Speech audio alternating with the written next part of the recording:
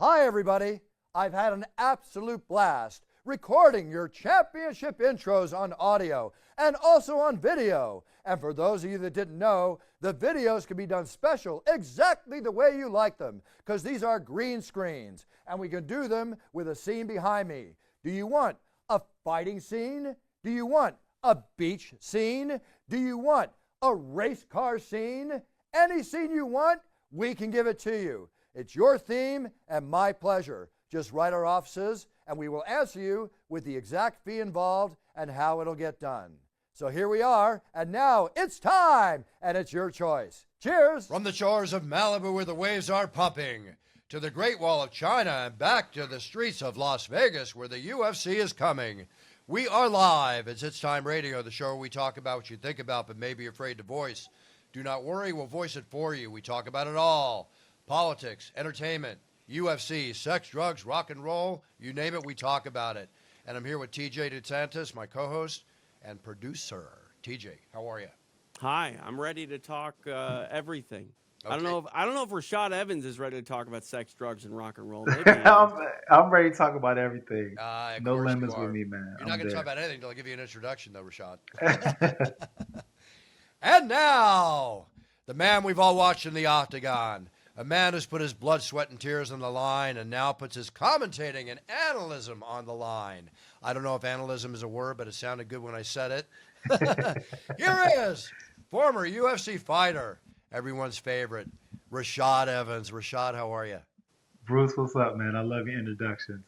They used to get me pumped up before a fight. Like when Bruce did his introductions, I knew that it was a point of no return, and I had to get into character. I had to. Oh, thanks, Rashad. I appreciate it. I'm looking up the word analysm right now, and I think it's a bufferism because it's not an analysm. Well, it is now. We're going to add it to the dictionary. All right. Well, listen, Rashad, you know, look, we all enjoyed watching you from The Ultimate Fighter to your amazing fights in the octagon, a crowd favorite, a fan favorite, going on to be the analyst and the commentator that you are, you know, for the UFC and expanding your career, which I'm so proud of you for because it's great to see a fighter with such a blood and credit line of everything you've achieved in your life that goes on to stay in the sport and achieve even more. But now you're stepping out of the UFC arena and into the boxing ring, and you're going to fight another legend in the UFC in Rampage Quinton Jackson on April 12th. Very, very interesting, Rashad. I got to ask you, first off, I'm looking forward to seeing the boxing match, for sure. Yeah. Second off, is there any bad blood between you two?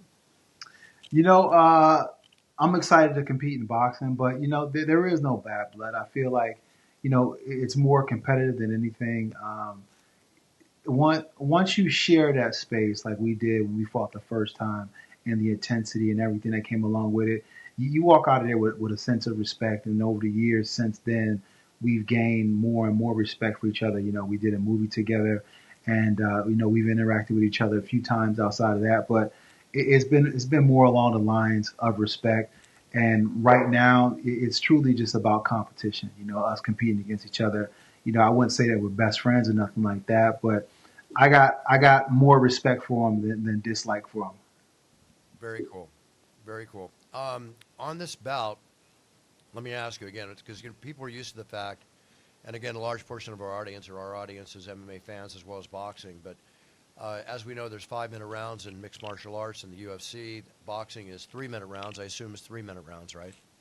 Yeah, it's going to be 3-minute rounds. How many rounds? 6 3-minute rounds. 6 3-minute rounds. Okay. Yeah. And the fight's April 12th, which is a good 7 weeks away. Have you started training yet, or how does it work? Well, I've been training already. You know, I really started to get myself in shape. Probably like in November, I started to really, you know, get my body around just getting ready, getting back into it. You know, because before then I was training with my nephews and my and stuff like that, trying to help them get ready for their competition. But now I've been just really digging into just getting my mindset around it, because competing is more than just physically getting in shape. You got to get your mindset around like what's going to happen. I mean, it's a fight, you know, so I've been getting my mind around it. You're right about that. let's not see any takedowns or injury flashbacks to your days in the octagon and MMA, and the same too. Hey, Bruce, look. If he caught you with a big one, I mean, it might just become instinctual just to hit him with a blast double. I mean, the worst I could do is catch a warning for it. I know. Yeah, I hear you. The event is with Signature Punch Promotions and Sean Merriman, who is the head of that, right? Sean Merriman.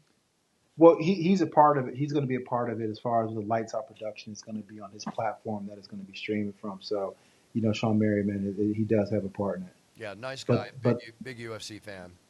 yeah, Sean Merriman, he's a man, and his platform that he's created with Lights Out, it goes into millions of homes, and he's really done a really good job of just promoting it and really getting it, and really trying to put combat sports on a level of just high entertainment where people can get it and have it at their fingertips. Very cool. On this card, okay, you're the main event, I assume. Yeah, we're the main event. Okay, and then I'm seeing here that Diego Nightmare Sanchez is boxing. Yeah, yep, he's on there as well. He's on there as well. Interesting. And Johnny Yeah, Nico Tapia, is that any relation to the bloodline of Tapia in boxing? it is. Yeah, and they did it because this is also in promotion with their mom, Johnny Tapia's wife. I forget her name offhand, but she's she's a part of this promotion as well too with Signature Punch. And they wanted to bring the Tapia boys involved because the last time there was a boxing match at the pit, it was Johnny Tapia was fighting there. So Got it. Yeah, which will draw a lot of the local crowd out, I'm sure. yeah. And Fernando Vargas Jr. is on the card too. Yep. Who's done quite well for himself. I'm really excited about this match, Rashad, because I think while it is a different sport, we obviously know what happened when you guys fought in the UFC, but I feel like both your styles in particular, we're still going to see flashes of Rashad Evans and flashes of Quentin Jackson. Rampage had, I think, one of the more underrated defensive boxing styles in MMA, but like you were a phenomenal, boxing type of striker in the UFC and in your mixed martial arts career. Do you feel like this is still very much, the Rashad Evans we know versus the Quentin Jackson we know, but just isolated in one area? Yeah, I think so. Primarily speaking, Rampage still bringing those, tools to the table where he's, not the fastest when he's initiating a punch, but he has lightning fast reflexes where he can catch you with the hook, and he does have, just that reflex when you hit him in the head, he's going to roll and he's going to throw that punch. And the power that he has is ridiculous. We've seen that when he power slammed Ricardo Arona, where he put Vanderlei to sleep, and when he put Chuck to sleep. He has that kind of fight changing power, and that's something that I even felt in our fight. The third round, I was getting off on him pretty good, but then he caught me with that punch, and it could have changed the whole fight. I had a hard time getting up after that. He dazed me with that punch. So there's a lot of things that he still has, and I have to be careful with, even though, I'm going to say I'm going to knock him out and I'm going to do all this. I got to be ready for the Rampage that can deliver and still has that kind of power to put me out. You talked about the sort of competitive spirit here. It's not a bad blood fight. Yeah. Take me back to your guys' first meeting because, I think Quentin was I don't think Quentin liked you much back then. I think he has a much more, deep respect for you today. Is that good or bad? I feel like it's good because we're older now, and as you get older, perspective in life kind of changes things, and just life in general changes where your mindset is. But I haven't really decided yet if it's a good thing or bad thing because it's a very disarming thing, right? When we had the beef, I knew the vitriol that was involved, so I automatically, from the touch of the glove, I knew it was on, and we've gotten to fights leading up to that first time that we fought where it was beef on sight. Wherever I seen them, we got in each other's face and we had to be separated. So that kind of understanding of beef is different because you know what you're getting into. But now It's more like, all right, we're cool, we're kind of cordial, but I know that he wants to win, you know? So it can be disarming, and I got to be careful to not be disarmed by us being cordial with each other. But I'm going to go in there with the mindset that, you know, I got to take his head off. And there's no disrespect to him. I'll be doing it out of love than anything. You know, it'd just be like fighting a friend. When I had to fight Keith Jardine, and Keith Jardine at the time when I fought him, you know, he was the guy who helped me get to where I was in the Ultimate Fighter. You know, he helped me out with all those fights, and I was on his team, and he would, you know, tutor me outside of in training practice whenever he could. So he was a big part of why I was able to continue to win. But then when I had to fight him in the semis, it was a great fight, and you know, we put our friendship aside and we went out there and we just competed. So I think that it's going to be the same thing for Rampage. It's crazy to think that Ultimate Fighter 2 was 20 years ago. Oh my gosh! I know. Listen, I mean, as we know, celebrated last week. I just celebrated 29 years announcing in the Octagon, man. When you're having fun, Wow, time flies. Or it time sure flies. does. Is it time flies when you're having fun, whatever that term is? Yeah, Yeah, it goes like that. But, Rashad, it's like 20 years, but think about everything you've accomplished in those 20 years and where you are today, both, mentally, financially, physically, everything. I mean, would you yeah. change anything? I wouldn't change anything. You know, I was just talking to my cousin about that. You know, even during the dark times and the ups and downs of the career, it's those moments that truly help define me who I am today. You know, going through the tough times is usually when you learn the biggest lessons, and I've been able to learn the biggest lessons from, you know, some of the setbacks. You know, my career didn't exactly go exactly how I wanted it or how I foreseen it going, but at the same time it was exactly what I needed. It was exactly what was ordered for me. It was exactly what was written for me, and being able to be okay with that. What was something that, you know, I had to really do some soul searching in, but going and doing that soul searching, going and figuring out like, hey, you know, it wasn't what I thought it was, but it's even more in so many other ways. And having a gratitude and having to go through that spiritually is truly what helped me to become the Rashad I am today. Well said, my man. Love it. Well, very well said.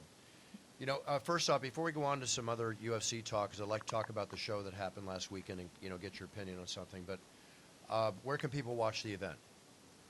It's going to be on Lights Out, and I'll have more information on my Instagram and be able to, you know, have a lead up to the fight. I'm going to have some videos being posted about just kind of like a countdown for the fight, and you know, it's going to be exciting. And Bruce, like, you know, stepping away from the sport and not even competing for so many years on this level, it's brought a different kind of appreciation to just the whole process of Right. it all. So I'm enjoying every step of the way. And if anybody want to follow, ask any questions, you know, see what I'm doing and get ready, I'll have it all for them on my Instagram. I can appreciate all that. Absolutely appreciate what you're saying. Yeah. Um, were you at Seattle last weekend? No, I watched it though. I watched it. Okay, with the Seattle. By the way, good luck on the card. Before I forget anything, good luck on the card because Thank you. you and I have been friends and coworkers for many years. Rampage and I go back all the way to the King of the Cage days. He's a buddy. He's a brother too. So, with all my respect to both you and my friendship with both you, may the best man win. Respect. Okay. Hey, real quick Have before fun. we change Have fun. gears too much, Bruce. Rashad, I like that you're still involved with mixed martial arts, and we're seeing that analytical side, or whatever word Bruce used at the beginning of this interview. Have you really like appreciated the sport more? Have you found a deeper Yeah. appreciation being on that analytical side and breaking down today's fighters? I truly have, you know, being on the outside looking in, you know, there's such a different appreciation that I have for the sport that I totally missed while I was in it. You know, being in it, it was kind of like a whirlwind sometimes, and I felt like I missed a bit of the picture. But being able to really sit back from a analyst point of view and just watching uh, the guys go through their ups and downs, see careers come and see them hit their supernova and then see them burn out is truly something to behold, and it all has its place, right, in the whole scheme of things of the sport. But overall, what I gained out of it is just the overall respect of what these athletes go through in order to be able to compete, and the trials and tribulation that one has to go through inside in order to make sure that you can show up on fight night and be the fighter that you truly can be. Because it's one thing to be the fighter in the gym, but to be the fighter on fight night and to reign supreme and be dominant like a John Jones or Makhachev or what Ilya Tapor is doing, or what all these great champions are doing, or like Alex Pereira, that's truly something special. And being a part of something like that, it gives me chills every time. I think you have a lot to offer this sport still, even, from the analytical aspect of things. But I think as a coach, you would be phenomenal. I've seen you at a couple of the PGF events in Las Vegas. There was talk about you doing combat jiu-jitsu a few years back.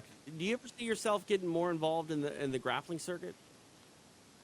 I do. That's something I definitely want to get more involved in. And grappling is really my first love. It was wrestling, and then when I got into mixed martial arts, I was totally in love with grappling. So it is definitely something I would love to do, and something I would love to transition into doing, because you can grow old and grapple and still be able to compete and still get that feeling of competing. Because I thought that this feeling would just die away, and for a while it did. The feeling of wanting to compete, I thought it was just going to go away, but it reemerges with just, finding new love for just competing in general, and finding more love in myself, for just being able to put my body through it. So I'm definitely going to compete in something. I'd love to see you in a coaching role with the PGF sometime. I Yeah, think you'd be amazing, helping those grapplers through that week that is that gauntlet.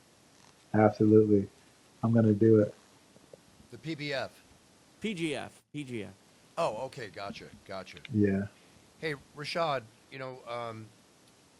stepping away again for a second here, let's talk about the fact, UFC 180 in Seattle was a very exciting show. The fans were amazing.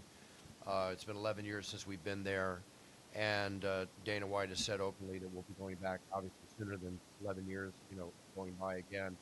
Sellout crowd, setting another record with the UFC and all that. The eye poke situation that happened in the Henry Cejudo fight, um, that's the first time I think I've ever announced a technical decision like that. So it's been many, many years since I have. But, people say, well, it should have gone on. But, in my opinion, believe me, being in there with Henry, seeing the after effect of the damage under his eye, um, do you agree that the technical decision was right instead of a forfeit? You know, um, well, I mean, the rules are the rules, right? And they've designed those rules for specific reasons in situations like that. I honestly, I felt like when Henry was taking the time that he did take, I felt like he should have stopped right then and there. Like after it became 3 minutes over, and you're still not able to see, or you're still not able to shake it out, he should have stopped. But the fighter in him was kind of like, what, maybe if I blink it away, and when the fight starts, the vision will change. But I've been out there, and I've been poked in the eye or got punched in the eye where my eye that was damaged was totally useless, and I was seeing like triple in it, or I really couldn't see in it at all. And it changes the way you fight. It changes the way your whole mindset goes from, thinking that you're indestructible and you want to destroy, to I'm trying to survive. And that's what I seen when Henry returned back to action, that he felt like he was only able to survive. And that changed his whole, his whole determination level, and even wanting to compete. So it's a tough thing. And here's the thing. And the tough thing is the fact that it was incidental, right? Nam didn't really, I mean, not Nam, Song. Song didn't really mean to do that. No. So it's kind of like a bum situation. But because here's the thing, because if he would have stopped right then and there, then it just would have been a no contest. But carried it on to the next round, really solidified the fact that they had to go to the cards. And here's the thing. Here's my only thing with that. I mean, I feel like maybe that should have been explained to Henry or something like that from the referee beforehand. So he would have been able to make a decision on whether he should was able to continue or not. Well, Yeah. that rule has changed over the last couple of years, and it's still jurisdiction to jurisdiction. But for the longest time, for a 5-round fight, 1 second of the 4th round would have had to have lapsed to go to a technical decision. For a 3-round fight, 1 second of the 3rd round would have had to transpire. The fact that we got the technical decision and they only scored 3 rounds, that was actually surprising to me. So I think Washington is one of those states that has passed a rule where only half of the match in duration needs to elapse. But you're right, Rashad. This is a rule that is very rarely explained to really anybody, let alone the fighters in the rules meeting. And I think a lot of people were expecting a no contest, or if Jason Herzog felt it was intentional, it would have been a disqualification. But I was surprised that we went to the scorecards for a technical decision, being that the 4th round technically didn't start and they didn't score it. I had said forfeit. Excuse me. I meant disqualification. I'm happy that that they did go to the scorecards because of the 3 rounds, which was an exciting fight that they put on. Sure, but a couple years ago, that would have been a no contest, Bruce, because no time elapsed in the 4th round. Exactly, but I don't think anybody can really judge the fact. The bottom line is fighter safety. Yeah. Okay? Yep. And one of the things comes out about the eye poke. I've seen some horrific eye pokes, and there's not a point taken away. It's almost a point that if an eye poke happens like that, you got to take a point away to prevent the other fighter from doing it again. Well, what's the old Right. saying? Your first warning is in the back during the rules meeting. It's like Yeah. you And then can't you're out poke the there. eye. It's totally different. Yeah. Because it can just be so dangerous. But anyway, I hope Henry's okay. Yeah. The other question comes up, is Henry, with all the kudos that he's has in his career, his accomplishments, one of the most amazing amateur and professional athletes to ever to step on the face of the earth, with his Olympic background and everything else. I know that Henry's a very, ambitious man. He created business ventures for himself. He's successful outside the octagon. Fighter safety. I don't want to see any fighter get hurt. So maybe this is time for Henry, with all respect, because I love watching him fight. I'd love to announce him any chance I can get. But I'm sure he's going through the thought of, is this my last fight, or do I want to continue? I think a rematch makes sense because for Song, it's a win over Henry Cejudo, which is a nice feather in your cap, but it's not the way he wanted it. I wouldn't be opposed if they ran it back. When I saw Dana get asked that question at the press conference, his immediate answer was no. Then he said, "Do you want to see it?" They said yes, and then all of a sudden it was like, "Well, maybe." So you never know. Well, to your point, Bruce,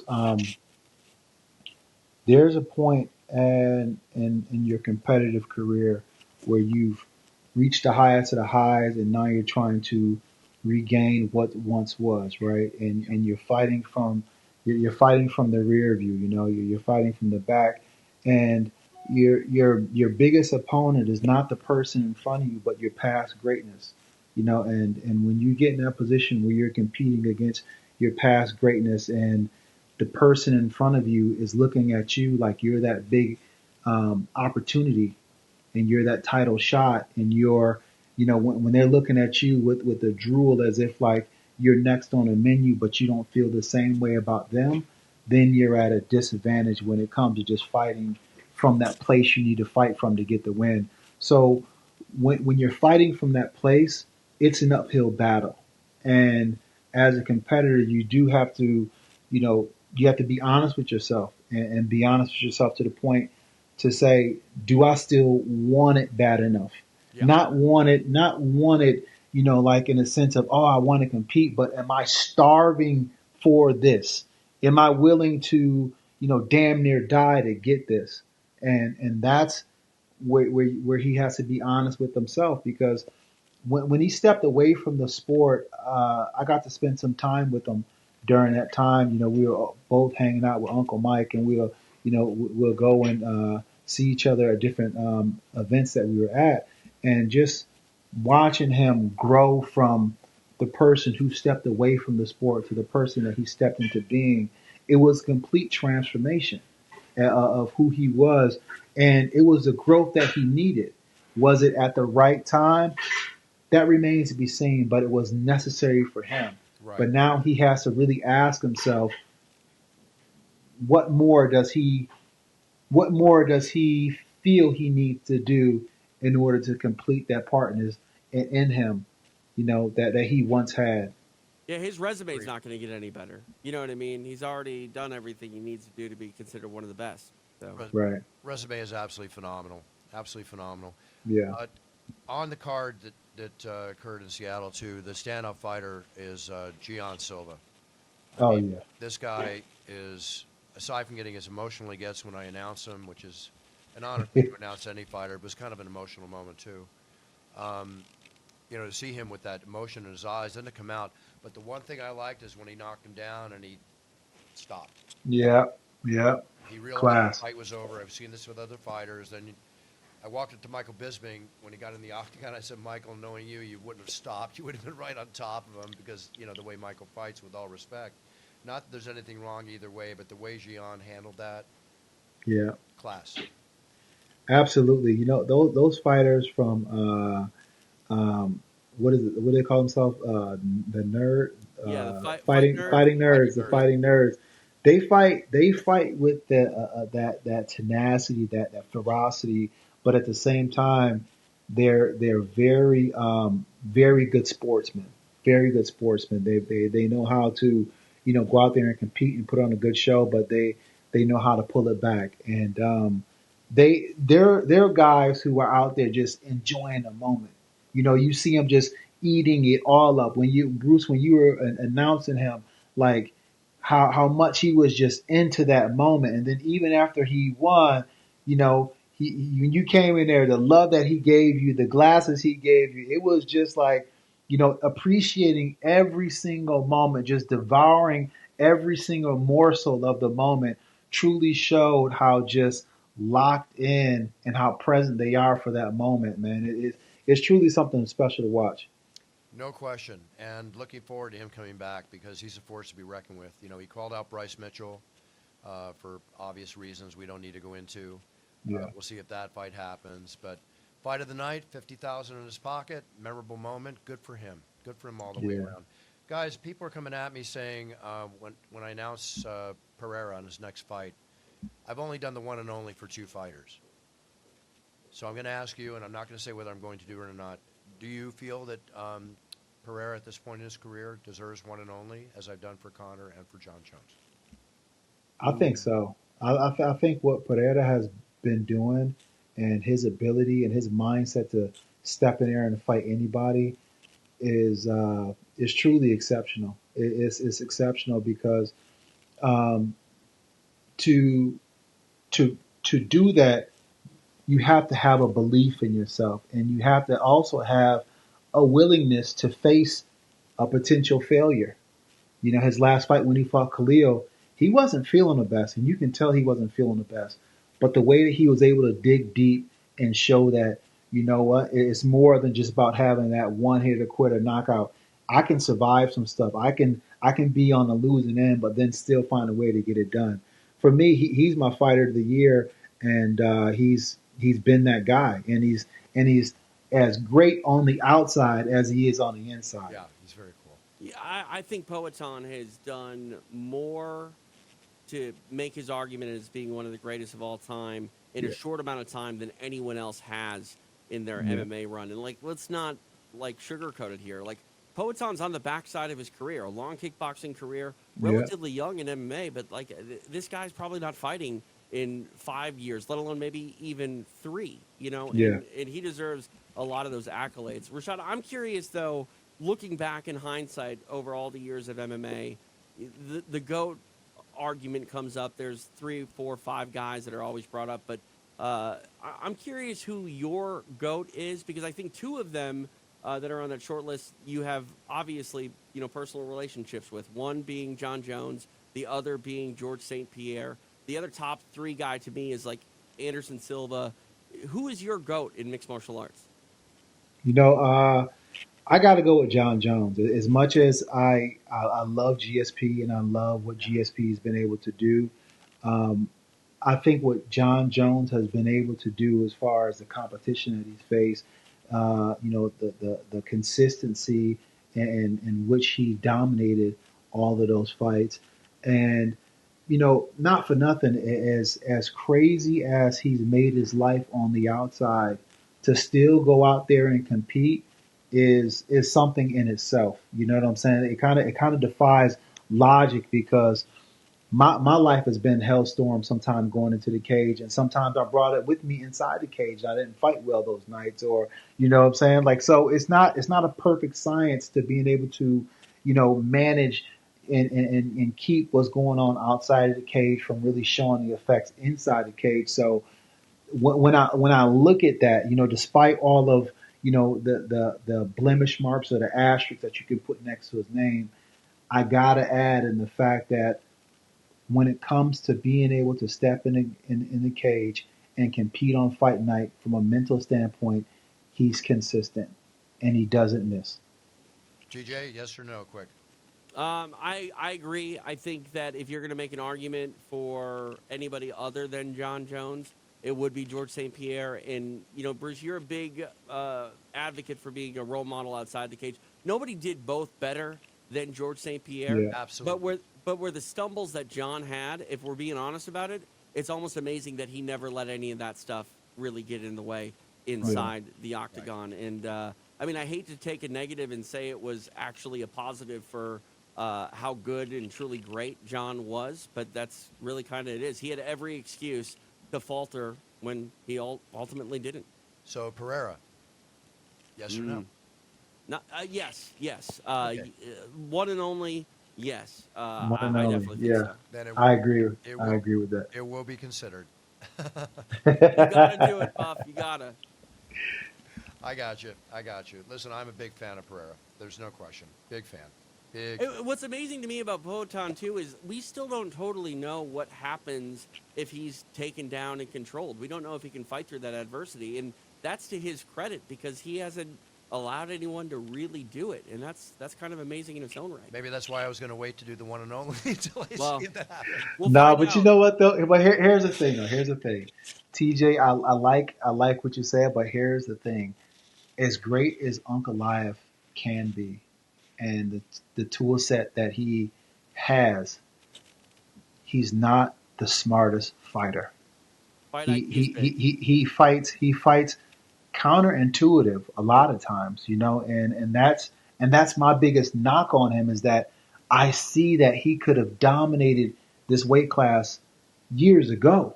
Yeah. But because he does not fight in a smart way, he makes fights way harder than they have to be. He has great stand-up, no doubt about it. But if he mixed in his wrestling more with his stand-up, then he'll be able to shine more once he's got the guys completely exhausted with his grappling.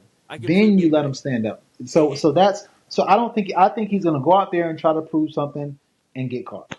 Yeah, if he would have fought smarter against Jan Blachowicz, we're probably talking about Ankalaev being a light heavyweight champion, but he didn't fight the way he needed to. Fight ends in a draw.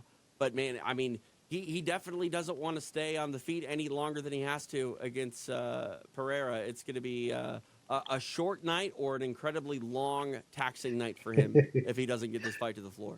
Yeah. Well, time will tell. We will see and see what happens here. Another question. Any issue from the UFC boxing, Rashad? Yes or no? No, the UFC's always supportive, man. They've always had my back for the longest time, so they've only wished me good luck. And do you guys think you'll ever see Conor McGregor compete for a bare-knuckle fighting championship belt? Not until that UFC contract's over. No, I don't think so. I here's the thing about it. Like, I love the fact that Conor's able to beat Conor and kind of bring the tease, but the truth of the matter is, I don't know if he's really built for that, to be honest. Like it's a different kind of game. Like I think that Conor is a phenomenal athlete, a tremendous talent, but I don't think that he's built for that rawness of what BKFC, like watching it in real life, being on the sidelines and just seeing it. There's a certain kind of just a griminess to it that you got to be cut from a different cloth to do. All also, too, Conor is dangerous in MMA because of how dynamic he is with his striking. He has spinning Right. attacks. He has kicks. I don't know if Conor's game translates to a straight boxing match the way that many people might think it would. Yeah. Only one way to find out, but I don't think we're ever going to see it. And if we do, it happens at a time when people won't care nearly as much as they would if it happened tomorrow. Right. Yeah, I agree. But you know what? What Conor wants, Conor gets, and we'll see what happens. He's doing a hell of a job, or whoever's behind the BKFC. Obviously, it's getting bigger and bigger. Yeah. Yeah, most definitely. Kudos to everybody. Listen, if anybody's got the willingness to step in the cage, the ring, gloves on, gloves off, 12-ounce gloves, 4-ounce, 5-ounce gloves, whatever, more power to you. Wish you all the best. Right? Nothing but support, because it's the loneliest sport in the world when you really get It down to really is. It really It really is. That referee You says nailed go, it. that cage closes. 8,000 people step out of the boxing ring that are in the boxing ring during the announcements. It's one thing I love about announcing MMA. There's not 80 million people inside the ring. It is funny how boxing and MMA are both combat sports, but just the culture around both are just wildly different from one another. Wildly With all respect. But basically, I'm just saying, whoever does that, all the respect in the world. Yeah, so, Yeah. Rashad, is this a one-and-done boxing match? You feel like Yeah. you're going to try to box more than once? I'm gonna see how I feel. I'm gonna go out there and see how I feel. I wanna have the boxing match and uh, go through the paces and see what I got, see what I feel, because I don't want to be like, oh, I'm gonna go on a boxing tear, because I mean, obviously I'm not disillusioned, and I do want to be able to continue to to speak and to do all the things that I enjoy doing from an analyst point of view. So this is more or less about just, competing at the highest level against somebody that's going to be fun to compete against. And if another opportunity comes, and then I'll see how I feel just based on my performance come April 12th.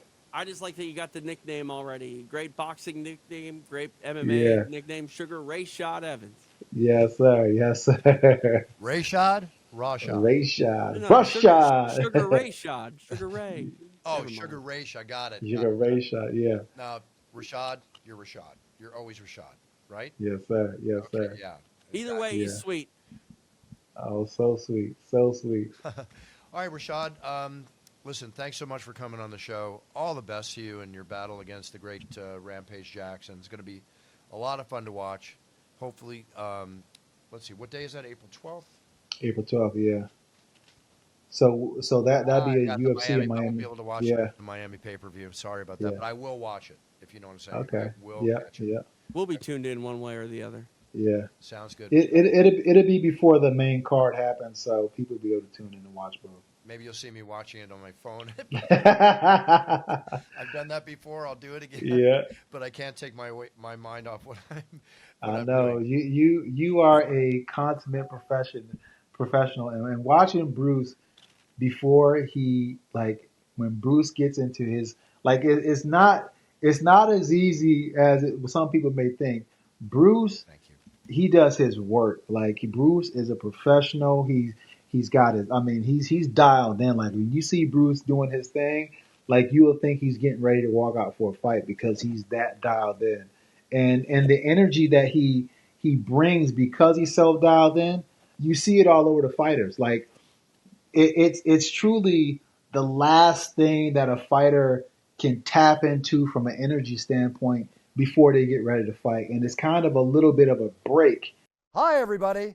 I've had an absolute blast recording your championship intros on audio and also on video. And for those of you that didn't know, the videos can be done special exactly the way you like them, because these are green screens, and we can do them with a scene behind me. Do you want a fighting scene? Do you want a beach scene? Do you want a race car scene?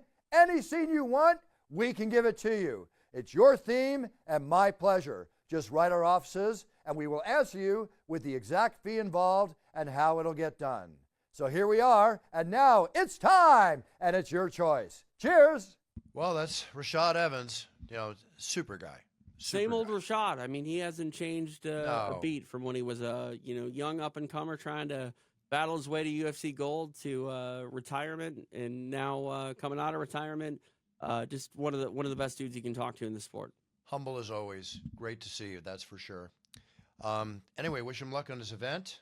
And TJ, let's go ahead and sign off. We've got a show next week, which we'll be back for. Anything to tell everybody? This week, coming up Friday night, live on UFC Fight Pass, I'll be calling Combat FC. It is some regional MMA going down in Boston, Massachusetts. So you can check that out live and exclusively on UFC Fight Pass. Fantastic. I want to thank everybody for all the Valentine's Day videos I did. The orders come in at my website, brucebuffer.com. Real pleasure doing those. All the Cameo videos at cameo.com and the Cameo app that I've done. And I just want to thank you for your thank you notes again, because my partner Kristen and I, we love reading those and very happy to make everybody happy. With that being said, Seattle was great. This weekend I have off. Joe Martinez will be at the helm at the UFC in Vegas. There is a UFC in Vegas, yes? I think so. Yes, there is. There is. I almost default always weekly that there is. You should see the schedule for the rest of the year. I don't want to give anything away, but yeah, a lot of shows. Every week is fight week. Every week is fight week in some way, face or another. Yeah, absolutely. Thank you, Dana White. Congratulations, Dana White, appearing on the cover of Forbes magazine. Yeah, that's huge. Very huge. That's a good magazine to be on the cover of. Absolutely. Very cool for Dana. Very deserving and very, very cool. All right, everybody. We'll be back next week with another edition of It's Time Radio. I want to thank everybody for tuning in. As always, set your goals, write them down, and remember, when you step on that yellow brick road path to your future, that you perform the best you can to be the best you can be, because then you're winning, and that's what we're all about on It's Time Radio. Everybody have a great week. Big cheers. No fears forever. Buffer out. And TJ.